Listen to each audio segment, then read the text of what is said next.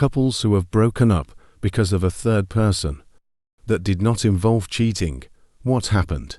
Story 1. No cheating, but it really seemed like she was in love with her best friend. She bent over backwards for this woman, constantly, and yet every time she'd talk about her to me, it never seemed to be anything remotely positive. I never could understand why she was persisting with their friendship. Plus, always bad-mouthing whoever her friend was dating, some may have deserved it.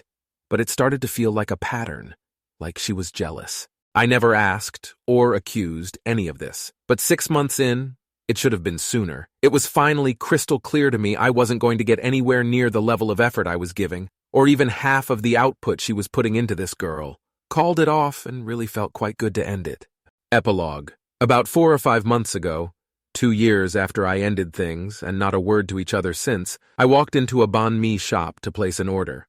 Went to wait outside since it was busy, glanced up, and at a table outside, I noticed her friend, then a familiar blonde ponytail with their back to me. Not at all interested in any interaction, even accidental. I went back into the shop, picked up my sandwich, walked a different way out of the shop to avoid passing them. Later that night at the pub, I get a private phone call. Ignore. Call again a few minutes later. Ignore. Get a voicemail. It's the friend saying to leave the ex alone, or she'd have to go to the police. I was confused, but really couldn't do anything but laugh it off and move on with my day. Frankly, they deserve each other. Story 2, teenage girlfriend. She would constantly talk about her best friend and how great he is. She was genuinely in love with him but wouldn't admit it. So I asked him what he thought about her, and he was also in love with my girlfriend. So I went to my girlfriend the next day and broke up and had a little fight over it. I told her all about how I know she is in love with her best friend, but is too afraid to ask him out because she fears he doesn't reciprocate and doesn't want to ruin the friendship. Then I told her that he is also in love with her and feared the same thing. That was 15 years ago today, and I know they're still together. I'm happy for them. Story 3. My freshman year of high school, I dated this girl for a few months. I used quotation marks because we had a single class together. And that was it. We hardly saw or talked to each other outside of that class. So one day after that class, I stopped her to say something like, "So why are we doing this? We hardly even talk. I feel like we should probably just be friends." She looked relieved and said she felt the same. Then I tried setting her and my friend up together because I thought they'd fit better. I know they were together for years, but I haven't seen or heard from either of them since high school. It felt really nice to set up a couple that lasted years. Story 4, ha! My friend's mother in her 40s went to a psychic who told her her kids and husband were holding her back. So she got divorced, left the kids with dad, and everything good in the whole family's life tanked. Mom never found what it was that she was supposedly held back from. She now has shacked up with a random guy and just kind of works dead-end jobs. Dad got depressed, started drinking, and lost his cushy job in public government. He doesn't have a job now, and prospects are dim for a high school-educated man in his 50s. He did get married to a new woman who is decent to his kids. Older daughter, my friend, ended up homeless after high school and kind of drifted. She found a wonderful husband and they make ends meet. Little sister made it to art school but works retail while she thinks about what's next. Story 5. I was in a long-distance relationship with the eldest son of a family from the south of Italy for 3 years. I am not Italian. Italians reading this already know where this is going. We met in Milan when I was there for work and he was visiting friends. We would try to meet once a month in my country and different cities in Italy. After some time, he invited me to meet his family, and we started to stay at his family's house. To say his mother wasn't a fan is an understatement. Loved his dad, though, great man. I didn't really speak Italian. I took lessons, but their accent made it hard to follow. She would occasionally burst into our room, screaming her head of at me in Italian. Me, deer in headlights. Hide or take my stuff and make things difficult. Knowing that we would have to take her in later in life, him being the eldest son and traditions being what they are, made it easier for me when it ended. Story 6.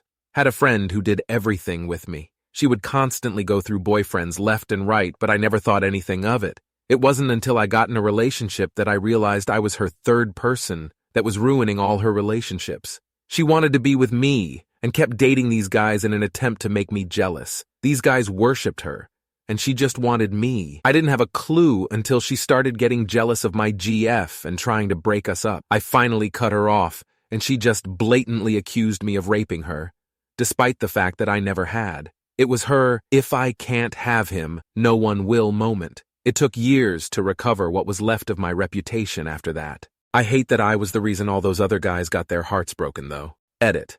Thanks for all the support. After 4 years, my name was semi-cleared. I never had to go to court over it because she wasn't ballsy enough to go lie in court then. Turns out that she actually got into a serious relationship. When he went to break up with her, she accused him and took him to court over it. He then broke out countless videos of her during arguments saying she would lie about it if he left. He also had compounded evidence of her domestic violence. He had cuts, scratches, bruises. He came in completely prepared. He knew who she was from day one and he kept all the receipts. Sadly, even with all that evidence, they still ran the case for a while. Then it all came to a head when him and his mother came to get some of his stuff from their apartment. She beat him all the way out the door, jumped in her car, and then she hit him with it. At that point, the judge threw the case out, and then he countersued her. It's so sad that it took all of that to happen for him to finally be let off the hook, but at least he got away from her and had his name cleared. One last edit to answer questions people keep messaging me about. We lived in a semi-small town, and I was well-known but behaved party guy. That's how everyone knew me and how she ruined my reputation. I was the party guy who handled his alcohol better than most, but also the lame dad of the party. I made sure everyone was safe and everyone behaved.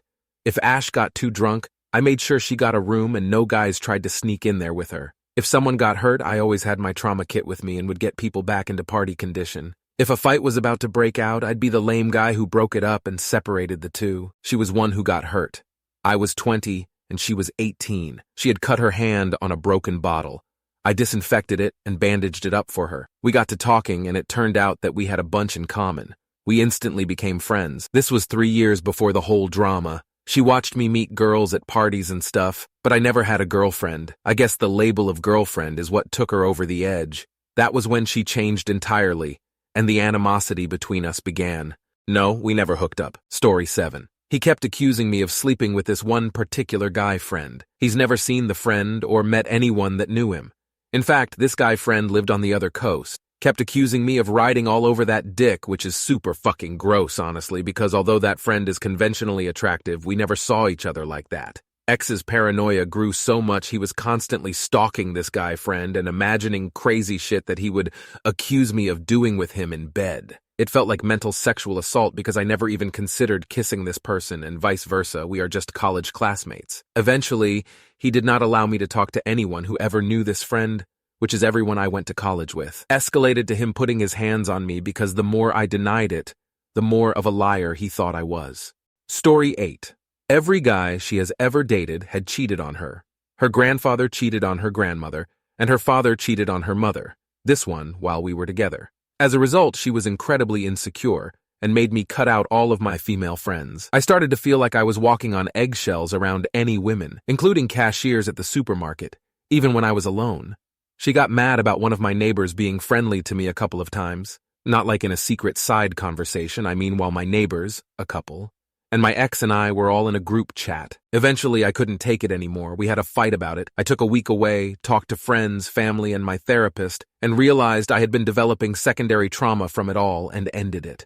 I still loved her, but it was fucking me up. I found out through the grapevine that she was eventually diagnosed with PTSD, for all the cheating and a history of abuse, too, is getting professional help, and she's with a new guy. Hopefully she's doing okay. Story 9. She had a psycho mother who would poke her head into every aspect of our relationship. At one point, her mom was going to work and watching me on the security cameras from the time I woke up until I went to work or bed. I only found out later it was so when I left she would bring my girlfriend at the time's ex over to try and force me out of the situation. He was abusive, unkept, unemployed but easily controlled by her mom to do anything she wanted. He also is known for selling her nudes for cash. The tipping point was when her mom forcibly moved back into the house she was no longer paying for, then began stealing groceries, money, and medical cannabis to take to her other daughter, unemployed high school dropout with 3 kids. Called her mom out, she spit on my face and called me selfish. I haven't spoken to that ex since, and looking back, I can't believe I even put myself through it. Her and her family were equally insane. Also found out after everything ended that my ex and her ex, the guy who would sneak over, were responsible for the death of their 1-month child, but never charged. The world's kind of fucked up sometimes. Story 10 TLDR TBU. My boyfriend conspired with our friend to rape me. He, BF, spent the night telling me he'd be okay if I slept with friend R because he hadn't had sex in a while. He kept going back and forth on it. I was distraught and asked over and over if he was serious. Eventually he, BF, had to go home because he had early classes in the morning. We had been out with friend and another friend, D. I trusted them both, so we continued to hang out. I brought up what BF had said. Both expressed concern, and we hung out because I didn't feel like being alone at the time. R stopped and bought a bottle of alcohol to share. I wasn't in the mood to drink, so I barely had any. D went home after a while.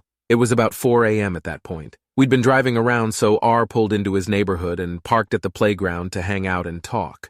Now that we were alone, he told me that BF wanted to sleep with a girlfriend of ours, and that BF told him R could have sex with me, which obviously made me very upset.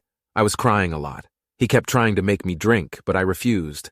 He pulled me into his lap to kiss me, and I started crying more. I asked him what he was doing, if he knew that he was destroying the relationship between BF, R, and I. He said yeah. I got back into the passenger seat, still crying. My house was miles away. It was very late, and now I did not feel safe. He'd exhibited some questionable behavior before, slightly unhinged, but nothing I'd ever been worried about until then. He pulled me back into his lap and started pulling my pants down. I was shaking and crying and scared as hell. He did what he'd set out to do. The last thing he ever said to me before he took me home was, "You look scared." I reported it a few days later when the shock wore off. He used a condom. It was he said, she said. It went nowhere. I dropped out of college. I couldn't go back. So yeah, my BF and our friend conspired to rape me and succeeded. Story 11. The girl best friend that acted more like a toxic mill than a friend of a grown man. I only met her briefly like once. She had no reason to dislike me, but she threw a fit when he gave me a key, a big romantic moment for us, and she planted doubt in his head that he was moving too fast. We got pregnant, and she told him I wasn't actually pregnant, wasn't his baby if I was, etc. Also planted doubt and made him extremely distant for the first 3 months of our first pregnancy. We were dealing with postpartum during our third child, and she convinced him I was controlling and ruined all his friendships. What ruined all his friendships was having 3 infants toddlers. I didn't care if he hung out with friends. She never came to visit, never brought gifts for the kids, never tried to know me.